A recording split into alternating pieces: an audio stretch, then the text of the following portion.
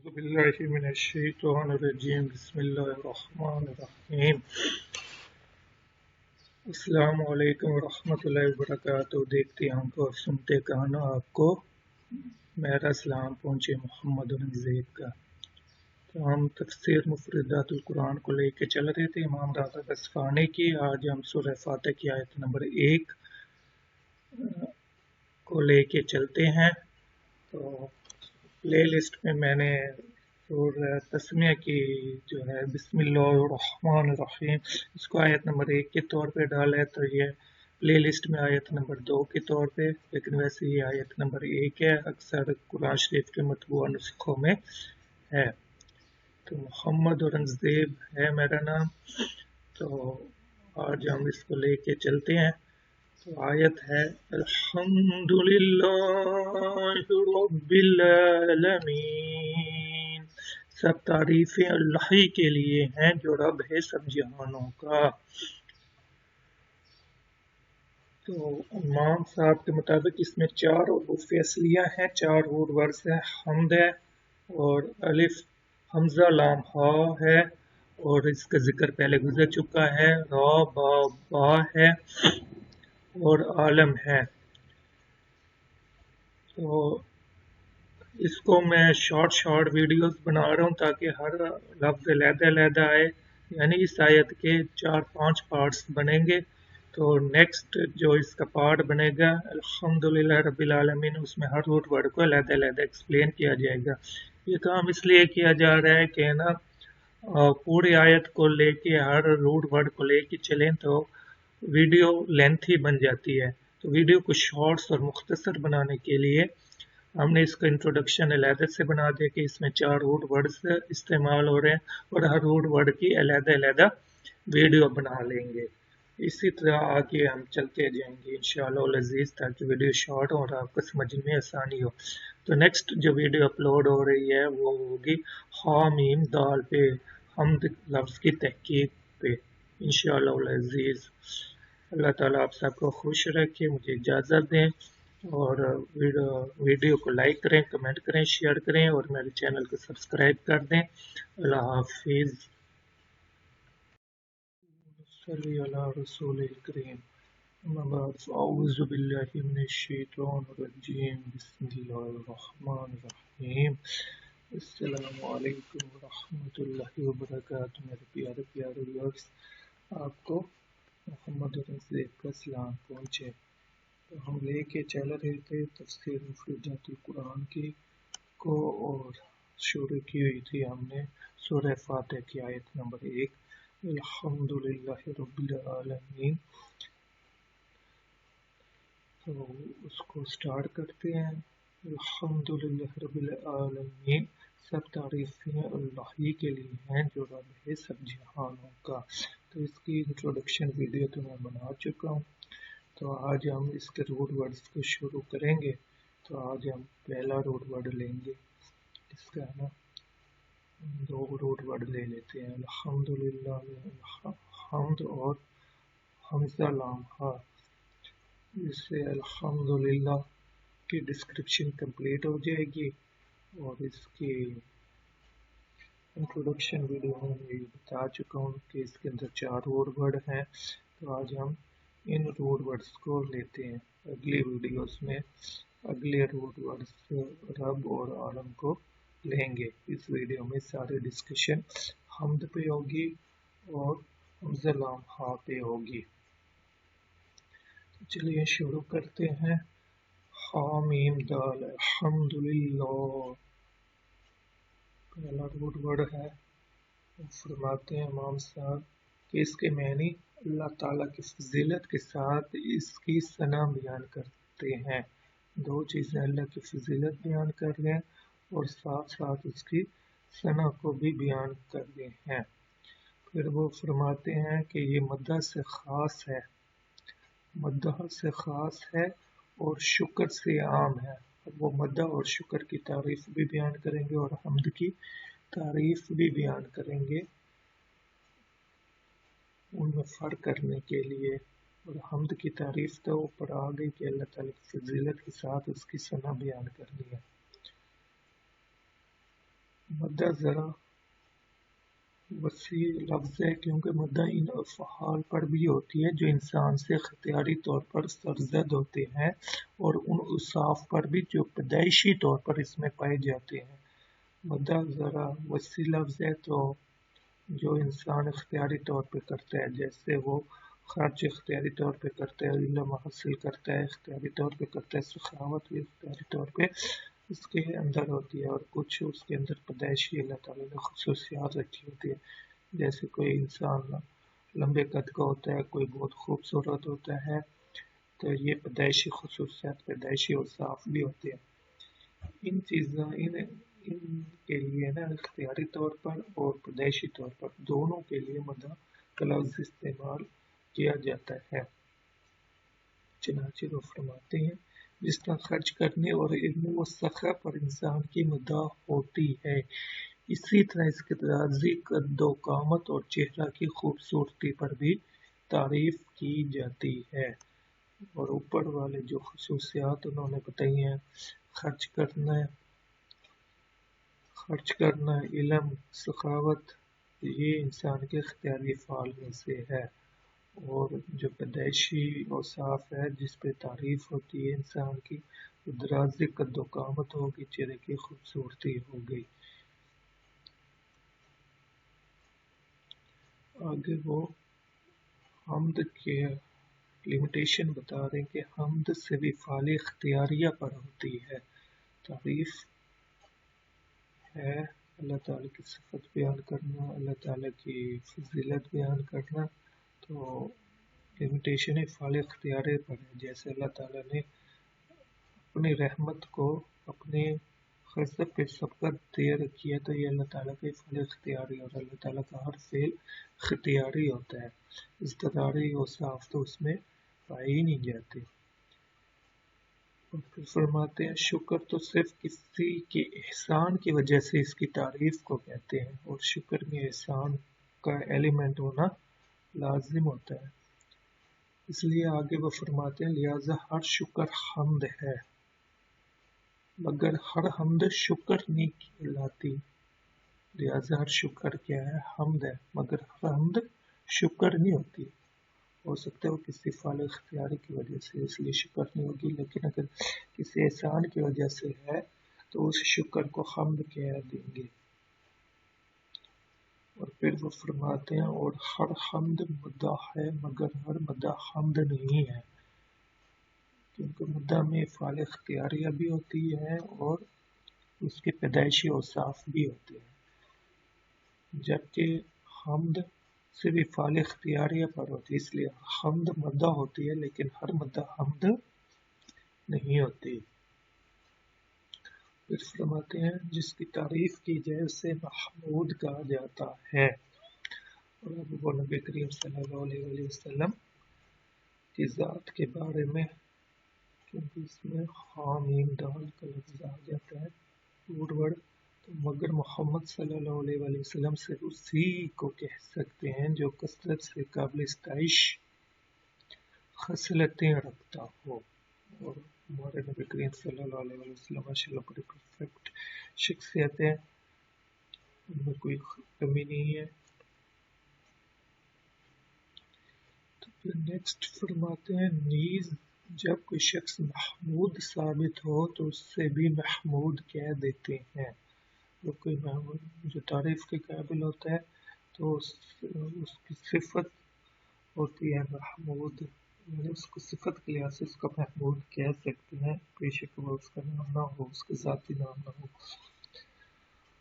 اور پھر وہ فرماتے ہیں کہ سورہ ہود کی آیت نمبر 73 میں حمید مجید میں کہ وہ سزاوار اللہ تعالیٰ کے بارے میں وہ سزاوار تعریف اور بزرگوار ہے، میں حمید بامانی محمود بھی ہو سکتا ہے۔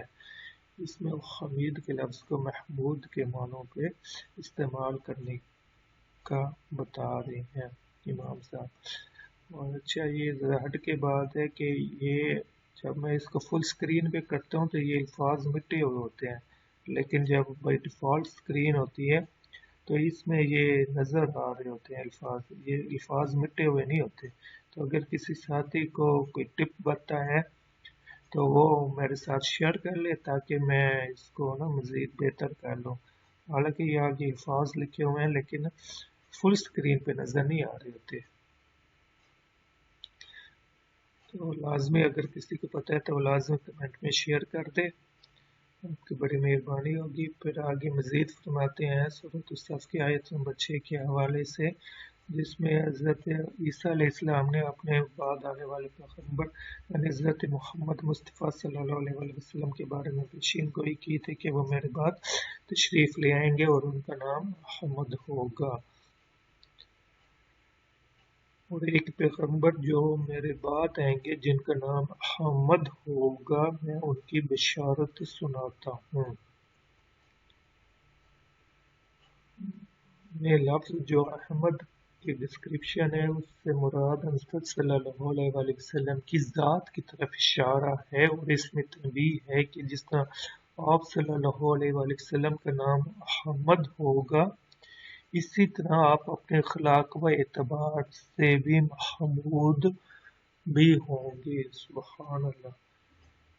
اور عیسیٰ علیہ السلام کا اپنی بشارت میں لفظ احمد سے خیر تفصیل بولنے سے اس بات پر تنبیہ ہے کہ آپ صلی اللہ علیہ وآلہ وسلم حضرت مسیح علیہ السلام اور ان کے بیشتر جملہ انبیاء سے افضل ہیں، یعنی آپ تمام انبیاء سے افضل ہیں، کیونکہ حضور پاک صلی اللہ علیہ وسلم آخری نبی ہیں اور حضرت عیسیٰ علیہ السلام اور حضور پاک صلی اللہ علیہ وسلم کے درمیان کوئی اور نبی نہیں ہے.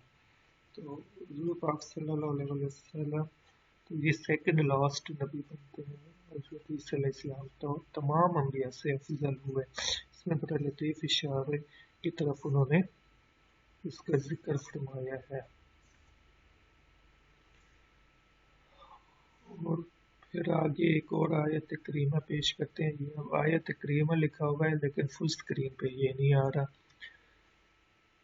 جو سورہ فتح کی آیت نمبر 29 ہے. محمد رسول اللہ، اور محمد صلی اللہ علیہ وآلہ وسلم خدا کے پیغمبر ہیں. تو اس میں محمد خامیم دال میں لفظ محمد صلی اللہ علیہ وآلہ وسلم رومن وجوہ حضرت صلی اللہ علیہ وآلہ وسلم کا نام ہے، لیکن وہ فرماتے ہیں لیکن اس میں آپ صلی اللہ علیہ وآلہ وسلم کے اوصاف حمیدہ کی طرف بھی اشارہ پایا جاتا ہے. اور پھر فرماتے ہیں کہ جیسے آیت کریمہ میں جو سورہ مریم کی آیت نمبر 7 ہے جس میں حضرت علیہ السلام کے بارے میں بشارت تھی، بیان ہو چکا ہے کہ ان کا نام معنی حیات پر دلالت کرتا ہے جیسے کہ اس کے مقام پر مذکور ہے. اور اس کا لنک بھی انشاءاللہ بسم اللہ الرحمن الرحیم والی ویڈیو میں اپلوڈ کر چکا ہوں، اس میں آیا ہوا ہے. اور اس کا ڈسکرپشن اس ویڈیو کے لنک میں ڈسکرپشن میں ڈال دوں گا تاکہ آپ اگر اس ویڈیو کو دیکھنا چاہیں تو آسانی سے دیکھ سکیں. اور اب ہم اس کا خلاصہ بیان کرتے ہیں. وہ کس طرح چلے امام صاحب. سب سے پہلے انہوں نے حمد کی تعریف پیش کی تھی، اور پھر شکر، حمد اور مدح کے لغوی معنی اور فرق بتایا. پھر محمد اور محمود کی تعریف بتائی.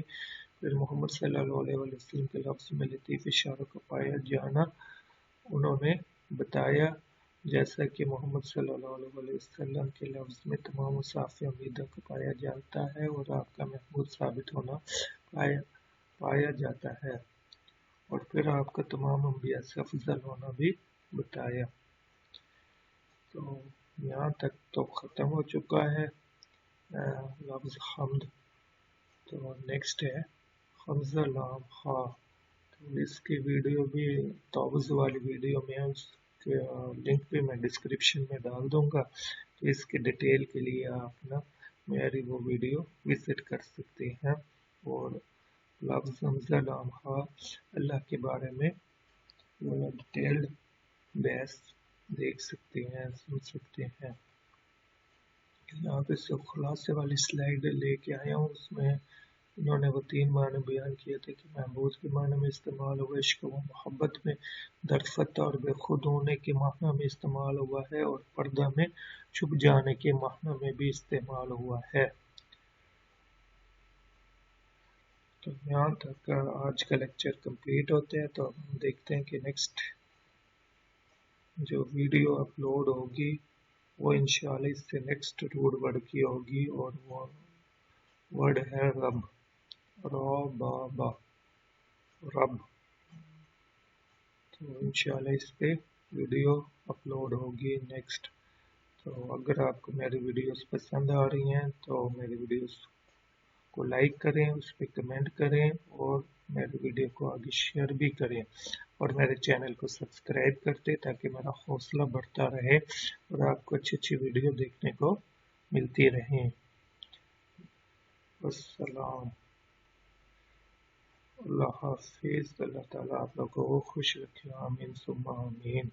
بسم اللہ الرحمن الرحیم، السلام علیکم ورحمۃ اللہ وبرکاتہ۔ میرے عزیز ساتھی اور دوستو، اللہ تعالیٰ سے دعا ہے کہ اللہ تعالیٰ آپ کو ایمان و صحت کی بہترین حالت میں رکھے، آمین ثم آمین۔ تو یہ ویڈیو میں دوبارہ اپلوڈ کر رہا ہوں، یہ ویڈیو میں پہلے بھی اپلوڈ کر چکا ہوں، لیکن اس میں تھوڑی سی غلطی تھی، اس لیے میں اس کو ری اپلوڈ کر رہا ہوں۔ سورۃ الفاتح کی آیت نمبر 1 کو لے کے چل رہا ہوں، اور سورۃ الفاتح کی آیت نمبر 1 ہے الحمدللہ رب العالمین۔ اس میں رب کی ایکسپلینیشن کرنے کے لیے، رب کا روٹ ورڈ لینے کے لیے سب تعریفیں اللہ ہی کے لیے ہے، جو رب ہے سب جہانوں کا۔ اس میں تھوڑی سی غلطی تھی، اس لیے یہ ویڈیو میں دوبارہ اپلوڈ کر رہا ہوں۔ تو وہ پہلی والی ویڈیو کو میں ڈیلیٹ کر دوں گا۔ میں نے ایڈٹ کرنے کی کوشش کی ہے لیکن وہ مجھ سے ہوا نہیں، تو اس لیے نا یہ میں ویڈیو دوبارہ ری اپلوڈ کر رہا ہوں۔ تو الحمدللہ رب العالمین میں ہم نے روٹ ورڈ لینا ہے رب کا، اور اس کا روٹ ورڈ بنتا ہے با رب، جو ٹوٹل 980 دفعہ استعمال ہوا ہے اور 4 مختلف صورتوں میں استعمال ہوا ہے۔ یعنی یہ جو مادہ حروف ہے را با یہ قرآن میں 980 دفعہ 4 مختلف حالتوں میں مختلف جگہوں پہ موجود ہے۔ تو الحمدللہ رب العالمین میں رب کے لفظ کو ایکسپلین کرنا ہے، اور رب اس آیت میں یہ رب کے صورت میں موجود ہے، اور یہ 975 دفعہ بطور اسم کے استعمال ہوا ہے، اور مطلب لارڈ، سسٹینر، پروردگار، پالنے والے کے بن رہے ہیں۔ تو وہ جو 4 مختلف صورتوں میں استعمال ہوا ہے وہ ربا، ربائب، ربانینا، ربیون کا ہے، یہ اس کے ڈرائیو فارمز ہیں۔ تو رب اس آیت میں ربا کی صورت میں موجود ہے اور 975 دفعہ اسی صورت میں استعمال ہوا ہے۔ تو روٹ ورڈ کیا ہے؟ را با اور وب۔ تو اس کا تحلیل و تجزیہ کرتے ہیں، یہ اسم ہے اور حالت جر میں ہے، یعنی رب العالمین، با کے نیچے زیر ہے۔ تو اصل اس کا روٹ بنتا ہے را با اور الفاظ کی شکلیں 4 ہیں، اور معنی لارڈ، سسٹینر وغیرہ، پالنے والا، پروردگار کے ہیں۔ تو امام صاحب فرماتے ہیں، وہ اس کی تعریف پیش کرتے ہیں رب کے، کہ اور رب کے اصل معنی تربیت کرنا کے ہیں۔ رب کے اصل معنی کیا ہے؟ تربیت کرنا، اور تربیت کرنے کو آگے ایکسپلین کر رہے ہیں، یعنی کسی چیز کو تدریجاً نشو و نما دے کر حد کمال تک پہنچانا۔ تو اس کے اصل معنی کیا ہوتے ہیں؟ تربیت کرنا،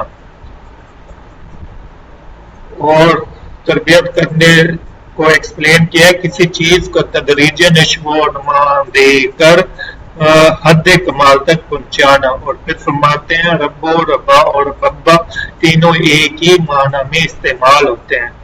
پھر وہ اپنے ایک اور پیش کر رہے ہیں کسی قریشی کا، کہ کسی بندے کا جس نے کہا تھا کہ کسی قریشی کا سردار ہونا، کہ کسی قریشی کا سردار ہونا، کہ کسی قریشی کا سردار ہونا مجھے اس سے زیادہ عزیز ہے کہ بنی حوازن کا کوئی حاتمی آدمی مجھ پر حکمرانی کرے. تو پہلے یا ربنی کا لفظ جو ہوا اس کا مطلب سردار ہونا بتایا، اور دوسرا جو یا ربنی کا لفظ ہے اس کا مطلب حکمرانی کرنا، وہی سردار ہونا. تو یہ انہوں نے اور پیش کر کے ایک اور میننگ بتا دیا رب کے لفظ کے. پھر فرماتے ہیں رب کا لفظ اصل میں مصدر ہے اور استعاراتاً بامعنی فاعل استعمال ہوتا ہے. فاعل یعنی کام کرنے والا، اور مصدر ایسا اسم ہوتا ہے جس میں کسی کام کا نام ہے. اور پھر آگے وہ بتاتے ہیں کہ اس سے رب کا لفظ کا اطلاق صرف اللہ پر کیسے ہوگا. تو اللہ پر اطلاق رب کے لفظ کا اطلاق صرف اور صرف اللہ کی ذات پر مطلقاً ہوتا ہے. مطلقاً یعنی اضافت اور لام تعریف سے خالی ہو. مطلق کا یہ مطلب ہے مطلقاً کہ اضافت نہ ہو اور لام تعریف سے خالی ہو. الف لام دا والا کنسپٹ نہ آئے اس میں، اور اضافت نہ ہو. اضافت سے کیا مراد ہوتی ہے؟ جیسے لڑکے کی کتاب. تو یہ جو دو اسموں کو آپس میں تعلق ہے لڑکے اور کتاب کا، تو یہ عرف اضافت ہے. تو یہ تو اردو میں ایگزامپل ہے. تو یہ اصل میں عربی میں اس کے الٹ ہوتا ہے. تو جس کی نسبت کی جاتی ہے وہ پہلے آتا ہے اور وہ بعد میں آتا ہے. یعنی لڑکے کی کتاب کا اگر آپ نے ترجمہ کرنا ہو تو کتاب کا ترجمہ پہلے ہوگا اور لڑکے کا ترجمہ بعد میں ہوگا. تو اور مطلق یعنی اضافت اور لام تعریف سے خالی ہونے کی صورت میں سوائے اللہ تعالیٰ کے جو جملہ موجودات کے مثال کا کفیل ہے اور کسی پر اس کا اطلاق نہیں ہوتا. تو اللہ پر اطلاق مطلقاً ہوتا ہے، اور مطلقاً سے کیا مراد ہے کہ اضافت ہو اور لام تعریف سے خالی ہو. اضافت کا مطلب بھی میں نے بتا دیا، اور لام تعریف الف لام تعریف کا مطلب بھی بتا دیا، جو دی کا کنسپٹ بنتا ہے پراپر ناؤن والا. وہ ایگزامپل دے رہے ہیں مطلقاً صرف اللہ تعالیٰ کی ذات کے لیے قرآن شریف سے. بلداتن طیباتن ورب غفور، عمدہ شہر اور آخرت میں گناہ بخشنے والا پروردگار. سورۃ السبا کی آیت نمبر 15 پیش کی انہوں نے مطلقاً، جس میں رب کا لفظ مطلقاً استعمال ہوگا، صرف اور صرف اللہ تعالیٰ کی ذات کے لیے استعمال ہوا ہے. پھر اور ایک آیت پیش کر رہے ہیں مطلقاً، جس میں سے اللہ تعالیٰ کی ذات مراد لی جائے گی، جس میں ارباب کا لفظ ہے، اور وہ تم سے یعنی انبیاء کرام کے بارے میں فرمایا جا رہا ہے، اور تم سے وہ کبھی بھی یہ نہیں کہے گا کہ فرشتے اور انبیاء کرام کو اللہ مانو، یعنی انہیں محبوب بناؤ. اور پھر آگے دوسروں پر اور اللہ پر اس کا اطلاق بتاتے ہیں کہ دوسروں پر کہ رب کا جو لفظ ہے وہ دوسروں پر بھی استعمال ہوتا ہے، اور غیر اللہ کے لیے بھی استعمال ہوتا ہے. جیسے قرآن مجید میں دعا ہے والدین کے لیے، رب ارحمہما کما ربا یعنی صغیرا، کما ربا یعنی صغیرا، کما ربا یعنی صغیرا. تو اس میں بھی رب کا لفظ ہے اور والدین کے لیے استعمال ہوا ہے کہ ہمارے اللہ ان دونوں پہ رحم فرما جیسے کہ انہوں نے ہمیں بچپن میں پالا. دوسروں اور اللہ پر اضافت کے ساتھ استعمال ہوتا ہے، اور اضافت کا میں نے بتا دیا. تو اضافت کے ساتھ اللہ تعالیٰ پر بھی بولا جاتا ہے اور دوسروں پر بھی. تو کبھی اضافت کے ساتھ اللہ تعالیٰ پر بولا جائے گا، اور کبھی اضافت کے ساتھ غیر اللہ کے لیے بھی بولا جاتا ہے. تو یہاں جو زیر بحث آیت ہے وہ اضافت کے ساتھ اللہ تعالیٰ پر بتاتی ہے. چنانچہ الحمدللہ رب العالمین، سورہ فاتح کی آیت نمبر 1 میں یہ جو رب العالمین ہے اس میں یہ نیچے زیر ہے رب العالمین، تمام جہانوں کا پروردگار، تمام جہانوں کا پروردگار. تو یہاں پہ عرف اضافت کے ساتھ ہے اور اللہ تعالیٰ کے لیے بولا گیا ہے الحمدللہ رب العالمین. ہر طرح کی حمد اللہ ہی کو سزاوار ہے جو تمام جہانوں کا پروردگار ہے. پھر اضافت کے ساتھ اللہ تعالیٰ پر وہ ایک اور آیت پیش کرے سورۃ الصفات کی آیت نمبر 126 وَرَبُّكُمْ وَرَبُّ آبَائِكُمُ الْأَوَّلِينَ، یعنی اللہ کو جو تمہارا بھی پروردگار ہے اور تمہارے پہلے اباء و اجداد کا بھی، یہاں پر بھی اضافت کے ساتھ ہیں اور اللہ تعالیٰ پہ اس کی ایگزامپلس دی ہیں. تو اضافت کے ساتھ دوستوں پر اطلاق انہوں نے بتایا وہ مختلف رب الدعات جیسے گھر کا مالک، رب الفرس گھوڑے کا مالک. تو اردو میں ظاہر ہے جو دو اسموں کی نسبت ہے مضاف اور مضاف الیہ کی ترتیب الٹ جاتی ہے.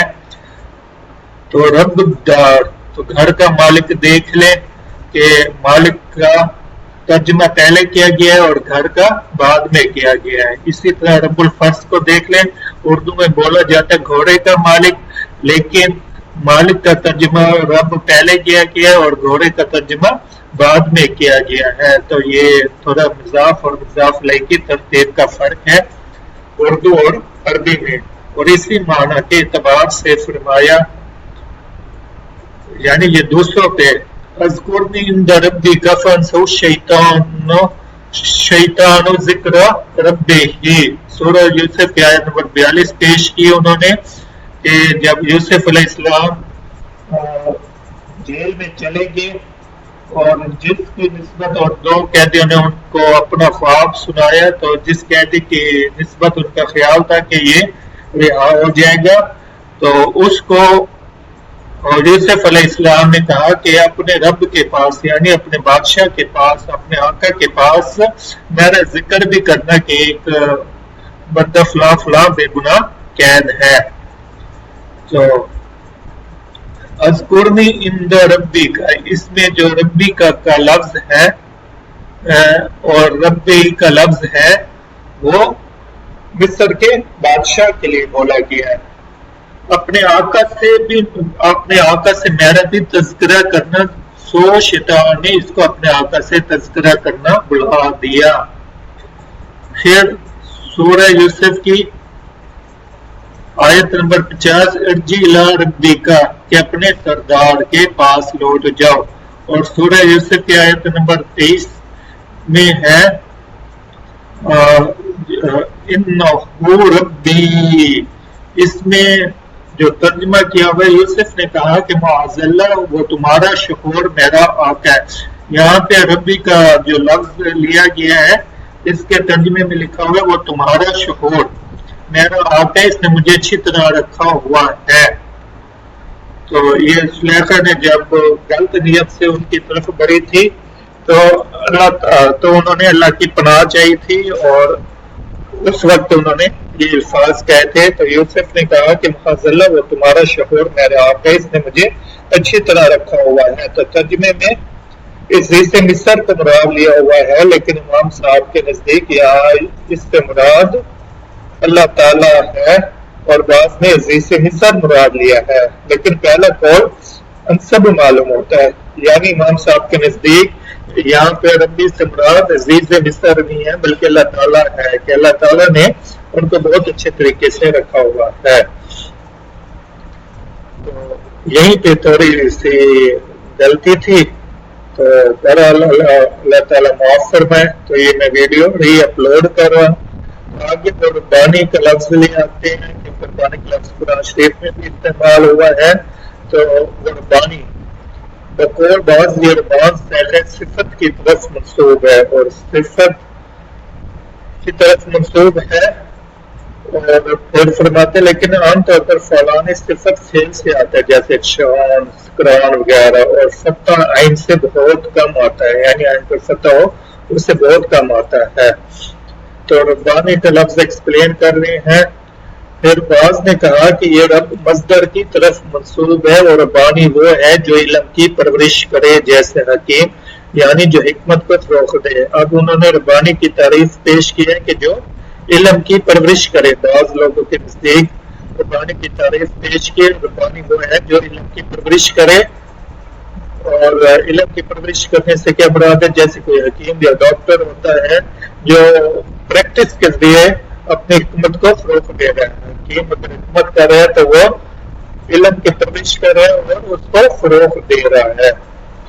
اور پھر فرماتے ہیں اور یہ بھی کہا گیا ہے کہ رب مصدری کی طرف منسوب ہے اور بانی وہ ہے جو علم سے اپنی پرورش کرے، جو علم سے اپنی پرورش کرے. اوپر کا جو علم کی پرورش کرے وہ ہے جو علم سے اپنی پرورش کرے. پھر وہ فرماتے ہیں کہ در حقیقت یہ دونوں بہام معنی بہام متلازم لازمی ہے، کیونکہ جس نے علم کی پرورش کی تو اس نے علم کے ذریعے اپنی ذات کی تربیت کی، اور جو شخص اس کے ذریعے اپنی ذات کی تربیت کرے گا وہ علم کو بھی فروغ بخشے گا. جیسے حکیم ہے وہ اگر حکمت کی پریکٹس کر رہا ہے تو وہ علم کی پرورش بھی کر رہا ہے اور اس علم کے ذریعے سے اپنی ذات کی تربیت بھی کر رہا ہے اور اپنے علم کو فروغ بھی دے رہا ہے. اور بعض نے کہا یہ ربانی کے لفظ کی بحث چل رہی ہے، بعض نے کہا کہ یہ بامعنی اللہ کی طرف منسوب ہے اور ربانی بامعنی الہی ہے یعنی اللہ والا. اور اس میں حمزہ نون کو الف نون کو میں نے مختلف کلر دیے کیونکہ وہ کہتے ہیں کہ اس میں الف نون زائد تان ہے، جیسا کہ جسم و لحظ کی نسبت جسمان و لیانی کہا جاتا ہے کہ جسم و لحظ کی نسبت کیا کہا جاتا ہے جسمانی و لیخانی. پھر وہ ربانی کے لفظ کو مزید ایکسپلین کرتے ہوئے علی رضی اللہ تعالیٰ عنہ کا ایک قول پیش کرتے ہیں. وہ فرماتے ہیں آنا ربانی حاضر امت، آنا ربانی کہ میں اس امت کا عالم ربانی ہوں. تو یہاں ظاہر علی رضی اللہ تعالیٰ عنہ سردار قرار دے رہے ہیں خود کو، اور اس کی جمع ربانیون ہے. تو ربانی کی جمع کیا آتی ہے؟ ربانیون. اور وہ اس طرح کی بحث کر کے پھر جمع اس کے بتا کے ربانیون کی وہ قرآن شریف کی آیت پیش کر دی انہوں نے، لولا ینأہم الربانیون والاحبار، انہیں ان کے ربی یعنی مشائخ کیوں نہیں منع کرتے. تو ہمارے ربی اور مشائخ یعنی علماء کرام تو ہمیں منع کرتے ہیں، ظاہر کافروں کے نہیں کرتے، نہ ان کو کسی برائی سے نہیں روکتے، تو اللہ کا شکر ہے. تو سورۃ آل عمران کی آیت نمبر 79 بھی پیش کر رہے ہیں، کونوا ربانین، اور تم خدا پرست ہو کر رہو. تو یہ ربانی کے لفظ کی جو جمع ربانیون اس کی آیات پیش کی. اور بعض نے کہا کہ ربانی اصل میں سریانی لفظ ہے، کہ ربانی کیا ہے؟ اصل میں سریانی لفظ ہے، اور یہی قول امام صاحب کے نزدیک بہترین ہے، اس لیے کہ عربی زبان میں یہ لفظ بہت کم پائے جاتے ہیں. اور فرماتے سورۃ آل عمران کی آیت ربیون کثیر، بہت سے اللہ والوں میں ربی بامعنی ربانی ہے اور یہ دونوں مصدر ہیں. تو یہاں تک انہوں نے ربانی کی بحث کو کمپلیٹ کیا ہے اور اس کی جمع بھی بتائی ہے، اور ربانی کی دو تعریفیں پیش کی، اور پھر بتایا کہ ربانی کی یہ جو دونوں تعریفیں یہ اصل میں ایک دوسرے کے ساتھ لازم و ملزوم ہے. اور پھر علی رضی اللہ تعالیٰ عنہ کا ایک اور پیش کیا، اور پھر فرماتے کہ ربی بامعنی ربانی ہے اور دونوں مصدر ہی ہے. لیکن فرماتے ہیں اللہ تعالیٰ کے لیے ربوبیت کا لفظ استعمال ہوگا کہ جب اللہ کے لیے ربوبیت کا لفظ استعمال ہوتا ہے اور دوسروں کے لیے ربابیت کا لفظ استعمال ہوتا ہے. جیسے مطلب صرف اللہ کے لیے استعمال ہوتا ہے اور اضافت کے ساتھ اللہ کے لیے بھی استعمال ہوتا ہے اور غیر اللہ کے لیے بھی استعمال ہوتا ہے، لیکن ربوبیت کا جو لفظ ہے وہ خاص اور خاص اللہ تعالیٰ کے لیے استعمال ہوگا، اور دوسروں کے لیے جب یہی لفظ استعمال کیا جائے گا تو ربابیت کا لفظ استعمال کیا جائے گا. تو ربوبیت اور ربابیت کا فرق بھی ایکسپلین ہو گیا.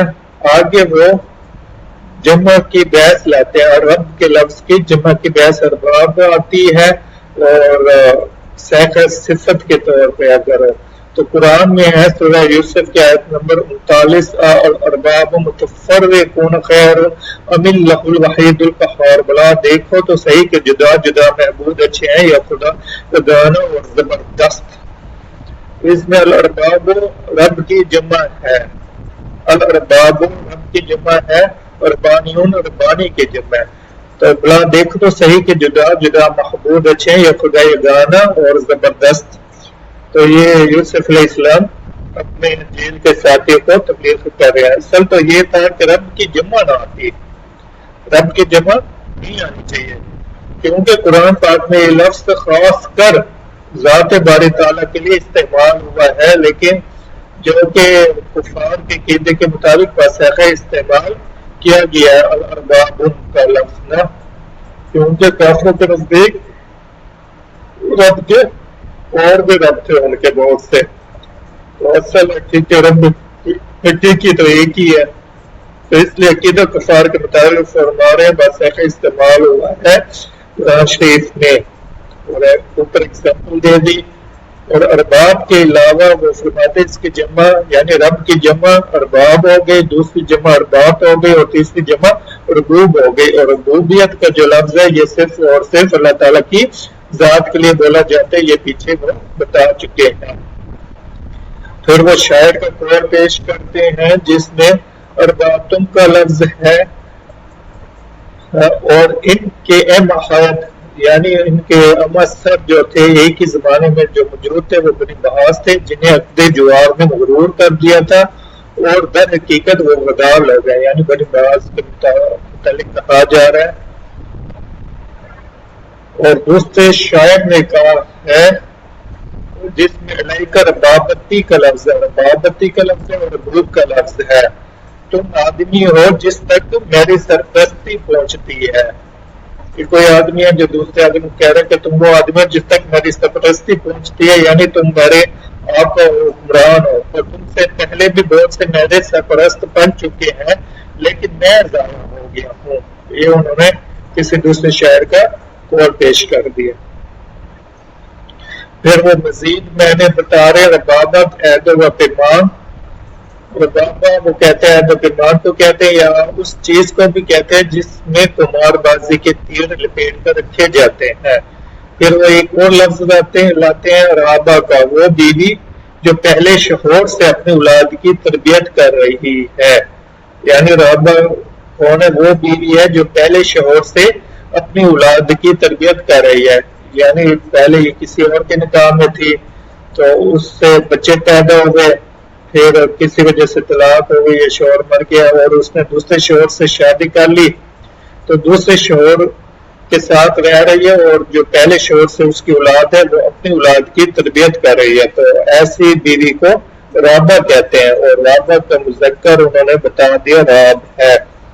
تو وہ اس کے الٹ ہو جائے گا، بیوی کی جگہ شوہر لے آئے اور شوہر کی جگہ بیوی لے آئے. تو وہ بیوی جو پہلے شوہر سے اپنی اولاد کی تربیت کر رہی ہے اس کو رابع کہتے ہیں، اور اس کا مذکر راب بتا دیا.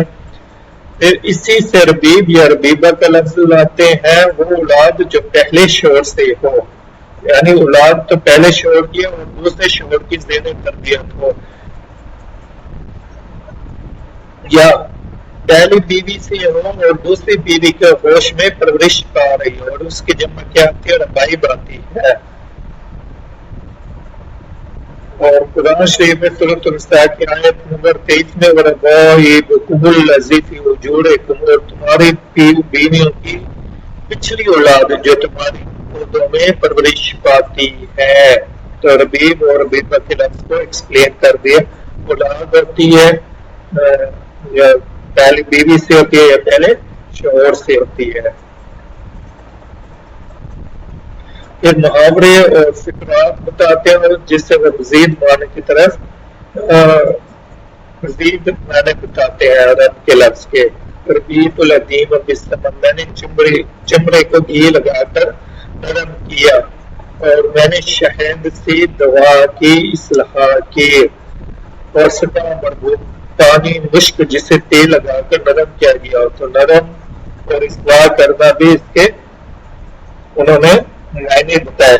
پھر ایک شاعر کا قول پیش کرتے ہیں، یہ غالباً کسی خاتون کو نصیحت کر رہے ہیں کہ اس کے لیے ایسی ہو جیسے رب لگا ہوا چمڑا گھی کے لیے ہوتا ہے، یعنی اپنے شوہر کے لیے نرم ہو جاؤ. تو بڑا ہے تو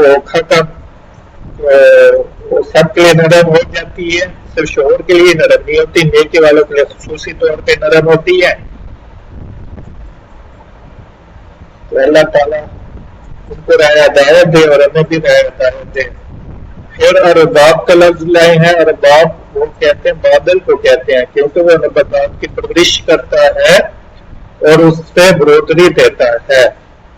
ارباب کس سے کہتے ہیں؟ بادل کو کہتے ہیں. تو اس کے معنی تربیت کے ہوتے ہیں. تو ارباب بادل کو کہتے ہیں کیونکہ وہ نباتات کی پرورش کرتا ہے. کیونکہ تربیت کرنے کے معنی میں ہے کہ کسی چیز کی تدریج نشو و نما کرنا اور اس کو اوجہ کمال تک پہنچا دینا. تو اسی وجہ سے ارباب کو بادل کہتے ہیں کیونکہ وہ جب برستا ہے تو نباتات کی پرورش کرتا ہے اور نباتات ان کے اپنے اوجہ کمال تک پہنچ جاتے ہیں، پرفیکشن کی طرف جاتے ہیں. اسی معنی کے اعتبار سے متر کو در یعنی دودھ اور بادل کو تشبیہاً لکو یعنی دوتیلی اونٹنی کہا جاتا ہے. یعنی بادل سے پانی برستا ہے تو بادل کو دودھ لی اونٹنی کہہ دیا، دودھ دینے والی اونٹنی کہہ دیا، اور بارش کو دودھ سے تشبیہ دے دی ہے. اور پھر ارباب کے لفظ کو ایکسپلین کرنے کے لیے کہ بدلی متواتر برستی رہی، اور اس کے اگر لفظ بھی میں نے لیے جائیں تو اس کا مطلب بنتا ہے بدلی صاحب تربیت ہو گئی، لیکن صاحب تربیت تو بدلی نہیں ہو سکتی. تو اس کا اصل مطلب بنتا ہے بدلی متواتر برستی رہی. اور پھر فرماتے اس کے بعد اس سے ٹھہرنے کا معنی لے کر یہ لفظ کسی جگہ پر مقیم ہونے کے معنی میں استعمال ہونے لگا. کسی جگہ پر مقیم ہونے کا، جیسے اربا فلانا فلان بامقام خاصا، اس نے فلانی جگہ پر اقامت اختیار کی، وہاں پہ ٹھہر گیا، وہاں پہ سکوت اختیار کر دیا، وہاں پہ مقیم ہو گیا، وہاں پہ اقامت اختیار کی. تو یہ مختلف معنی انہوں نے بتایا. تو پھر فرماتا ہے رب تقلیل کے لیے آتا ہے، یعنی اور کبھی تکسیر کے معنی بھی دیتے ہیں، اور تکسیر کے معنی کے لیے وہ فرما رہے ہیں سورۃ الحجر کی آیت نمبر 2 پیش کریں. ربما یود الذین کافروا، کافر بہت ہی ارمان کریں گے، یعنی بہت زیادہ ارمان کریں گے کہ کاش ہم بھی مسلمان ہوئے ہوتے. یعنی اس میں تکسیر کی جا رہی ہے. اس کا خلاصہ پیش کر دیتے ہیں ناظر صاحب کے مطابق. اس کے معنی بنتے تربیت کرنا، اور تربیت کرنے کا مطلب ہے کسی چیز پر تدریجاً نشو و نما دے کر اس کو پرفیکشن کی طرف لے جانا. اور جیسے بادل کے ایگزامپل بھی انہوں نے بعد میں دے دی کہ بادل جیسے برستا ہے تو نباتات کی پرورش کرتا ہے اور ان کو بڑھوتری دیتا ہے. دوسرا مطلب انہوں نے سردار ہونا اور حکمرانی کرنے کے بتا دیا. پھر مطلقاً اللہ کے لیے بھی استعمال ہوتا ہے، اور مطلقاً سے یہ مراد ہے کہ اضافت نہ ہو اور عرف تعریف بھی نہ ہو. تو اس سے کہیں گے مطلق، اور یہ صرف اس وقت اللہ کے لیے استعمال ہوتا ہے. اور اضافت کے ساتھ اللہ کے لیے بھی استعمال ہوتا ہے رب کا لفظ، اور غیر اللہ کے لیے بھی استعمال ہوتا ہے. لیکن اللہ تعالیٰ کے لیے ربوبیت کا لفظ بولا جائے گا اور دوسروں کے لیے ربابیت کا لفظ بولا جائے گا. جیسے علی رضی اللہ تعالیٰ عنہ کا قول پیش ہوا کہ آنا حاضل امت، کہ آنا ربان حاضل امت، کہ میں اس امت کا عالم ربانی ہوں. اور سورۃ آیت سورہ یوسف کے آیت نمبر 23 میں امام صاحب کا لفظ ربی میں عزیز مصر کی جگہ اللہ کا مطلب لینا. پھر وہ رب کی جمع لینے کی بحث کی، ارباب آیا تھا اور نہ اس کی آیت پیش کی تھی اور 2 میننگ اور بتائے تھے. پھر ربابہ کا لفظ رابہ اور ربیب یا ربیبہ کے لفظ کو ایکسپلین کیا گیا تھا. پھر مزید معنی بتائیے اور پھر تفسیر استعمال بتایا تھا قرآن شریف میں. تو اس پہ آیت پر اطلاع کے معنی اگر ہوں تو رب کے مفہوم میں 3 چیزیں شامل ہوں گے. خالق کریٹر ہے جو نان ایگزسٹنس کو ایگزسٹنس میں لے آئے گا، اور دوسرا میننگ اس میں کمپلیٹ اتھارٹی اور آنر کا پایا جاتا ہے. اور تیسرا مدبر planner, the one who manages the affairs of their being, یعنی اللہ تعالیٰ نے پیدا کر کے ایسے چھوڑ نہیں دیا بلکہ اس کی پوری تربیت کا بندوبست کیا ہے، اس کے تمام ضروریات کا خیال رکھا ہے. اللہ عالم بالصواب. تو یہ تو ویسے بن چکی ہے، تو اب انشاءاللہ العزیز اللہ تعالیٰ سے دعا ہے تو اس پہلے والی میں ویڈیو ڈیلیٹ کر دوں گا اور یہ والی ویڈیو اپلوڈ کر رہا ہوں، اور جو کمبائن کر کے میں نے بنائی تھی اس میں بھی وہ ویڈیو ڈیلیٹ کر کے اس کے ساتھ اپلوڈ ہوگی وہ پوری آیت انشاءاللہ العزیز۔ السلام علیکم ورحمۃ اللہ وبرکاتہ۔ نحمده ونصلي على رسول الكريم أما بعد فأعوذ بالله من الشيطان الرجيم بسم الله الرحمن الرحيم۔ دیکھتی آنکھوں سنتے کانا آپ کو محمد رفیق کا سلام پہنچے۔ تو ہم لے کے چل رہے تھے سورہ فاتح کی آیت نمبر 1 کو۔ آج اس کا آخری لیکچر ہوگا انشاءاللہ العزیز۔ آج ہم آخری اس کا روٹ ورڈ لینے والے ہیں عالم کا۔ الحمدللہ رب العالمین، سب تعریفیں اللہ ہی کے لیے ہیں جو رب ہے سب جہانوں کا۔ تو آج ہم پہلے والے 3 روٹ ورڈز کو ایکسپلین کر چکے ہیں، تو آج ہم آخری روٹ ورڈ لینے لگے ہیں عالموں کا۔ تو آئیے شروع کرتے ہیں۔ امام صاحب فرماتے ہیں کہ العالم فلک الافلاک، اور جن جوہر و اعراض پر حاوی ہے سب کو العالم کہا جاتا ہے۔ دراصل یہ فاعل کے وزن پر ہے جو اسم اعلیٰ کے لیے استعمال ہوتا ہے۔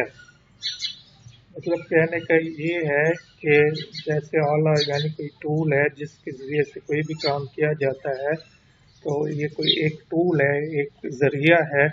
اس سے کیا ہوتا ہے، اس طرح عالم بھی ہے جس کے معنی ہے یعنی وہ چیز جس کے ذریعہ سے کسی شے کا علم حاصل ہو جائے۔ تو اس میں اعلیٰ سے مراد یہ ہے کہ کسی شے کا علم، جس ذریعہ سے کسی شے کا علم حاصل ہو جائے، اس لیے وہ عالم کو آگے ایکسپلین کرتے ہیں۔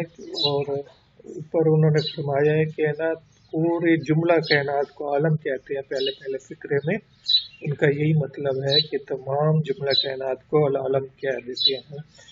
تو وہ اس کی دلیل دیتے ہیں کہ اس میں اعلیٰ کیسے، اور کائنات کے ذریعہ بھی چونکہ اللہ کا علم حاصل ہوتا ہے، اس لیے جملہ کائنات العالم کہلاتی ہے۔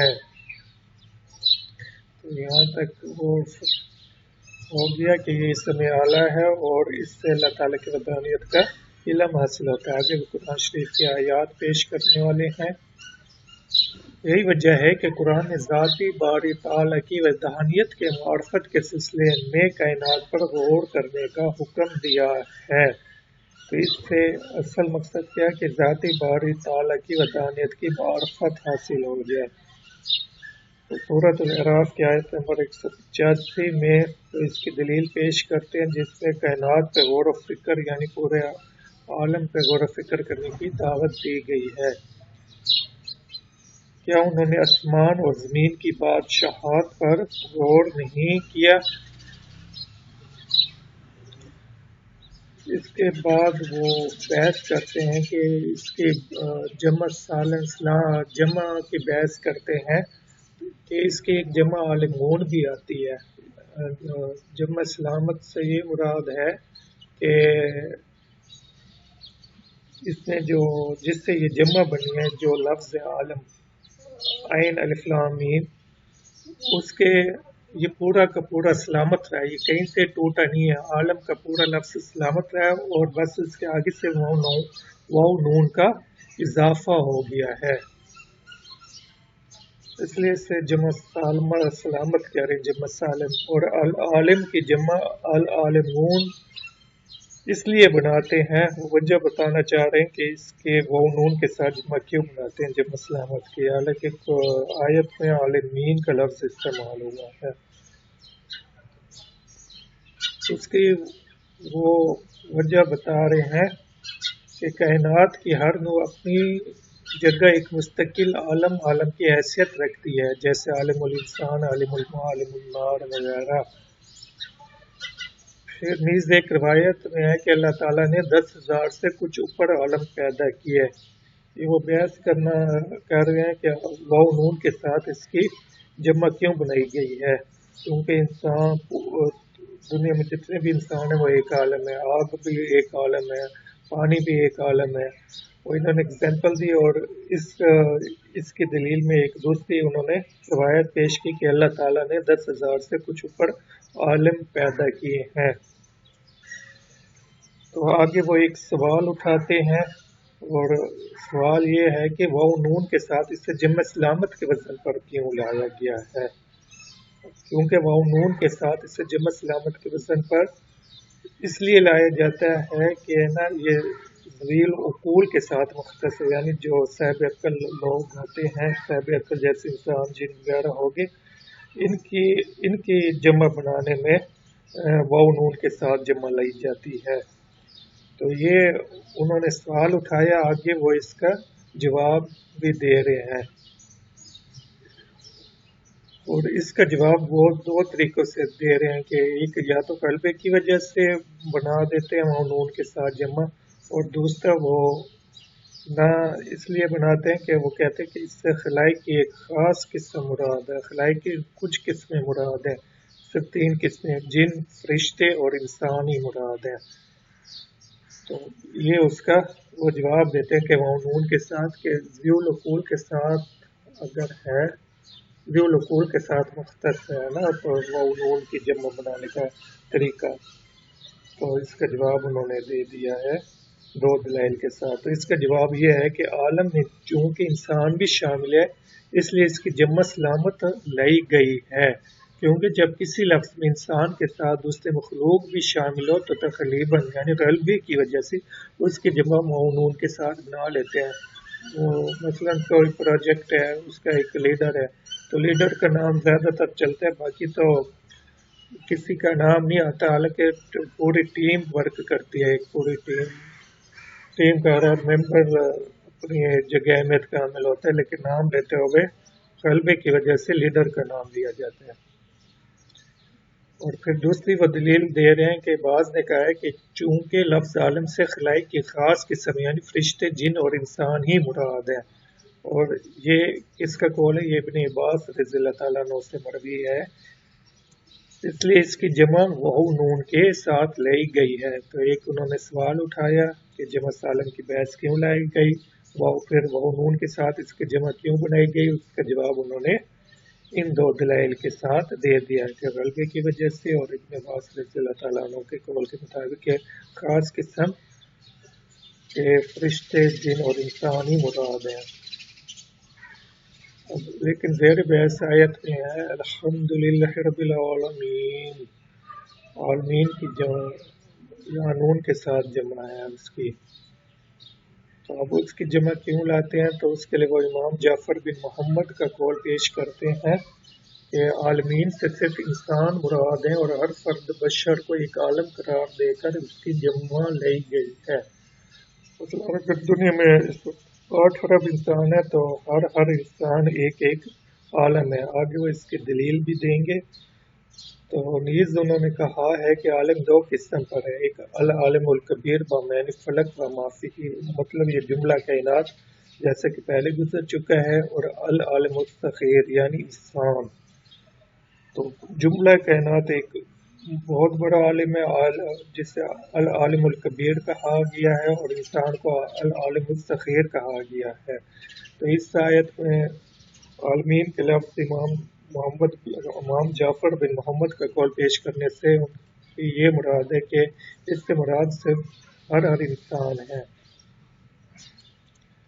کیونکہ انسان کی تخلیق بھی ایک مستقل عالم کی حیثیت سے کی گئی ہے، اور اس کے اندر قدرت کے وہ دلائل موجود ہیں جو عالم کبیر میں پائے جاتے ہیں۔ عالم کبیر سے مراد جملہ کائنات میں انسان کے اندر قدرت کے سارے دلائل موجود ہیں، وہی دلائل سارے کے سارے وہی دلائل ہیں جو عالم کبیر یعنی جملہ کائنات میں پائے جاتے ہیں۔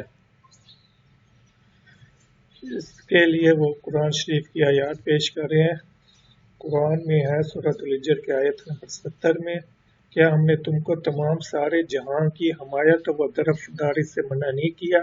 تو تمام جہانوں کی حمایت اور طرفداری سے منع یہ ہے کہ جن کی طرف آپ صلی اللہ علیہ وسلم زیادہ تر ان کے قابلین مخاطب انسان ہی تھے، تو اس سے انہوں نے یہ دلیل دی ہے۔ اور پھر زیر بحث آیت کو بھی بطور دلیل کے پیش کیا سورہ فاتح کی آیت نمبر 1، سب تعریف اللہ ہی کو سزاوار ہے جو تمام مخلوقات کا پروردگار ہے۔ اور سب سے آخر میں وہ آیت پیش کرتے ہیں سورہ بقرہ کی آیت نمبر 47 وَإِنِّي فَضَّلْتُكُمْ عَلَى الْعَالَمِينَ کے بعض نے یہ معنی بیان کیے ہیں کہ تم یعنی بنی اسرائیل کو ان کے مؤثر اقوام پہ فضیلت دی تھی۔ بنی اسرائیل کی فضیلت اس وقت کے لحاظ سے تھی، اس وقت جتنی بھی قومیں زمین میں آباد تھی اس کے لحاظ سے ان کو فضیلت دی ہوئی تھی۔ اور بعض نے اس آیت میں صرف اور صرف ان دور کے عالم فاضل مراد لیے ہیں، کیونکہ ان میں سے ہر ایک نوازشات الہی کی بدولت، اللہ تعالیٰ کی نوازشوں کی بدولت بامنزلہ ایک عالم سے تھا، اور ان کو عالم سے مناسبت کرنا ایسے ہی ہے جیسا کہ ابراہیم علیہ السلام کے بارے میں فرمایا اللہ تعالیٰ نے سورہ نحل کی آیت نمبر 120 میں ان ابراہیم کان امتن، بے شک حضرت ابراہیم ایک امت تھے، حضرت ابراہیم کو امت کہا گیا ہے۔ حضرت ابراہیم علیہ السلام ایک فرد تھے لیکن اللہ تعالیٰ ان کو پوری ایک امت قرار دے رہے ہیں۔ تو یہاں تک ہمارا یہ لیکچر کمپلیٹ ہوا اور اس کے ساتھ پہلی آیت ہی کمپلیٹ ہو گئی، الحمدللہ رب العالمین۔ تو دو عالمون کی جمع، تو آگے ہم اس کا خلاصہ دیکھ لیتے ہیں۔ وہ فرماتے ہیں کہ اس میں اعلیٰ اور اس میں اعلیٰ سے کیا مراد ہے؟ جس کے ذریعے کسی شے کا علم حاصل کیا جاتا ہے، اس سے ذاتی باری تعالیٰ کی ودانیت کی معرفت حاصل ہوتی ہے۔ پھر وہ جمع عالمون کی بحث کرتے ہیں اور اس میں غلبہ اور خلائق کی وجہ سے اس کے دو دلائل پیش کرتے ہیں، غلبے کی اور خلائق کے، اس کا جواب دیتے ہیں۔ اور خلائق سے صرف 3 مخلوق مراد لیے ہیں، جن، فرشتے اور انسان، اور جمع عالمین کی بحث میں فرد کو امت قرار دیا گیا جیسے ابراہیم علیہ السلام کے بارے میں آیا۔ تو امید ہے اللہ تعالیٰ ہمارے اس عمل کو قبول و منظور فرمائے اور عمل کرنے کی توفیق نصیب فرمائے۔ تو نیکسٹ ہم لے کے آئیں گے سورہ فاتح کی آیت، اگلا جو لیکچر ہوگا وہ سورہ فاتح کی آیت نمبر 2 پہ ہوگا، رحمان اور رحیم پہ۔ تو اس کا صرف ایک ہی روٹ ورڈ بنتا ہے رحیم، تو اس کا پہلے کچھ ہو چکا ہے۔ تو جب یہ ویڈیو بناؤں گا تو اس کے ساتھ اس ویڈیو کی ڈسکرپشن میں، اس ویڈیو کو جب اپلوڈ کروں گا تو اس کے ڈسکرپشن میں بسم اللہ الرحمن الرحیم میں جو لفظ آیا تھا رحمان اور رحیم کا، اس کا ڈسکرپشن بھی ڈال دوں گا۔ تو اگر آپ کو ویڈیو پسند آ رہی ہیں تو آپ سے گزارش ہے کہ مجھے پروموٹ کریں، میرے ویڈیو پہ لائک کریں، کمنٹ کریں، شیئر کریں، سبسکرائب کریں اور بیل نوٹیفیکیشن بھی آن کر لیں اور اس کو آگے لازمی شیئر کیا کریں۔ جزاک اللہ خیر، اللہ تعالیٰ آپ سب کو خوش رکھے، آمین ثم آمین۔ السلام علیکم ورحمۃ اللہ وبرکاتہ۔